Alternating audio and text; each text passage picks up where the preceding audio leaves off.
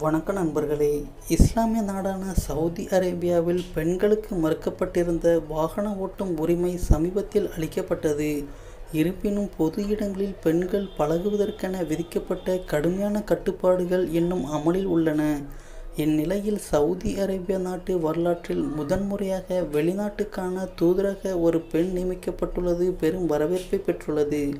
Saudi இளவரசிகளில் ஒருவரான ரிமா பின் பண்டர் என்பவர் அமெரிக்காவுக்கான புதிய தூதராக நியமிக்கப்பட்டுள்ளார்.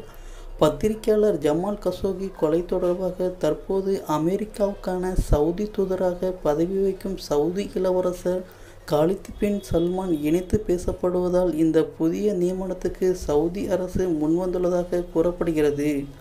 புதிய தூதராக நியமிக்கப்பட்டுள்ள இளவரசி ரீமாவின் தந்தை சவுதி அரேபியா நாட்டு உளவுத்துறையின் முன்னாள் தலைவராக பணியாற்றியதுடன் அமெரிக்காவுக்கான சவுதி தூதராக 20 ஆண்டுகளுக்கும் அதிகமாக பதவி வகித்துள்ளார்.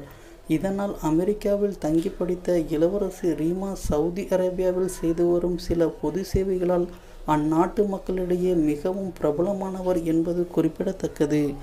இந்த மாதிரி மேலும் பல தகவல்களை உடனுக்குடன் தமிழில் தெரிந்து கொள்ள நம்ம சேனலை இதுவரைக்கும் சப்ஸ்கிரைப் பண்ணலைன்னா மறக்காமல் இப்போவே சப்ஸ்கிரைப் பண்ணிக்கோங்க.